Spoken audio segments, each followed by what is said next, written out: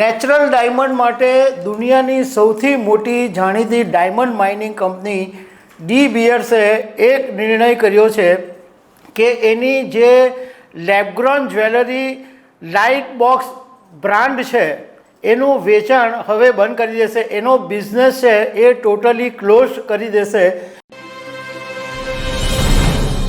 નમસ્કાર. દુનિયાની સૌથી મોટી ડાયમંડ માઇનિંગ કંપની ડી બિયર્સના એક નિર્ણયને કારણે સુરત લેબગ્રોન ડાયમંડ ઉદ્યોગકારોને મોટો ફાયદો થાય એવા એક સમાચાર સામે આવ્યા છે. ડી બિયર્સની જે લેબગ્રોનની જ્વેલરી બ્રાન્ડ છે એ બંધ કરી દેવાનો નિર્ણય કરવામાં આવ્યો છે. તો આના વિશે તમારી સાથે વાત કરીશ. મારું નામ રાજેશ શાહ છે અને તમે જોઈ રહ્યા છો ગુજરાતના સૌથી મોટા ડિજિટલ ન્યૂઝ પ્લેટફોર્મ ખબરછે.com.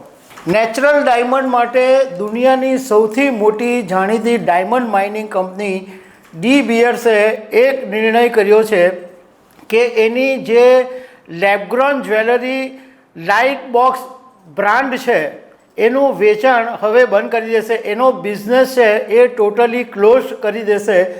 અને ડી બિયર્સે કીધું છે કે હવે આ કંપની માત્ર નેચરલ ડાયમંડ પર જ ફોકસ કરશે.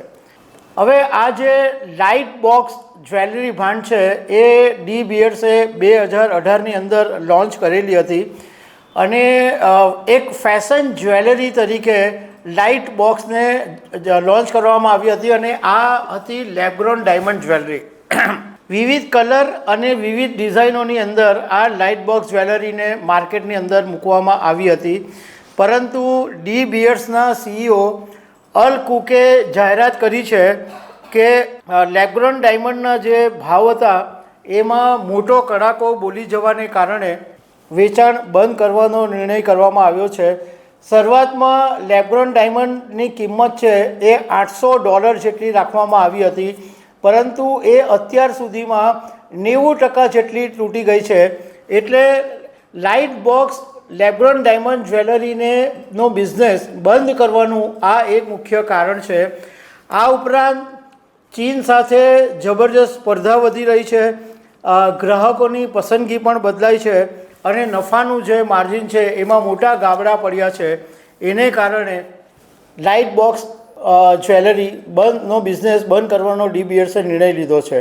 ડી બિયર્સે કીધું છે કે અત્યારે લાઇટ બોક્સની જેટલી ઇન્વેન્ટરી છે એનું વેચાણ છે એ પૂરું કરી દેવામાં આવશે અને ભવિષ્યની અંદર ડી બિયર્સ લેબગ્રોન ડાયમંડના વેપાર ઉપર ધ્યાન આપશે નહીં, એને બદલે નેચરલ ડાયમંડના પ્રોડક્શન અને વેચાણ ઉપર ધ્યાન આપશે એવું ડી બિયર્સે કીધું છે. હવે આની અસરની વાત કરીએ કે ડી બિયર્સ જેવી આટલી વર્લ્ડની મોટી ડાયમંડ કંપની લેબગ્રોન ડાયમંડની પોતાની જ્વેલરી બ્રાન્ડનો બિઝનેસ બંધ કરી દે તો એની અસર શું થાય?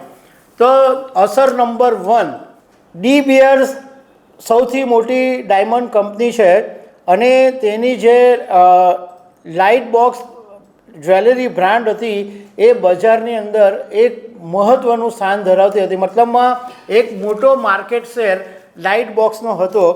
હવે જ્યારે લાઇટ બોક્સ બજારમાંથી નીકળી જશે તો એને કારણે જે લેબગ્રોન ડાયમંડ ઉત્પાદકો છે અને જે બ્રાન્ડ છે એ લોકોને બજારમાં હિસ્સો વધારવાની તક ઊભી થશે.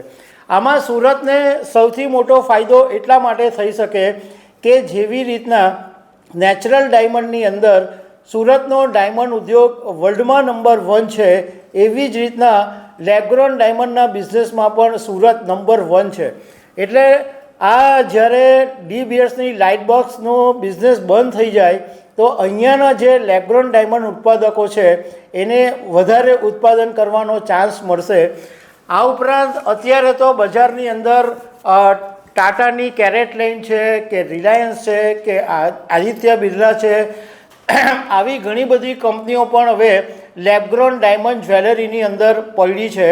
એટલે આ બધા લોકોને ફાયદો થશે, પણ સુરતને સૌથી મોટો ફાયદો થવાનો છે કારણ કે નાની નાની જે કંપનીઓ છે એને આ તકનો લાભ લઈ શકે છે. જોકે આની એક અવળી અસર એ પડી શકે કે ગુણવત્તા અને ભાવનું પ્રેશર રહેશે.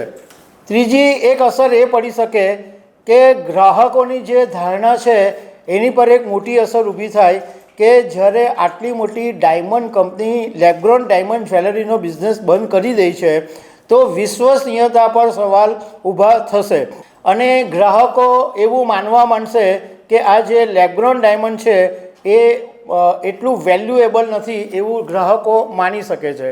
બીજું કે બજારની અંદર સપ્લાય ઘટશે આ લાઇટ બોક્સનું પ્રોડક્શન બંધ થવાને કારણે, તો અન્ય ઉત્પાદકો આ જે ખાલી જગ્યાને વધારવા માટે ઉત્પાદન વધારશે અને એને કારણે જે ભાવો છે એ નીચા આવી શકે છે. મતલબમાં સુરતના લેગ્રોન ડાયમંડ માટે એક ઉજળી તક ઊભી થઈ છે એમ કહી શકાય. તો દર્શક મિત્રો, આવી અનેક વાતો સાથે અમે તમને મળતા રહીશું. Thank you very much.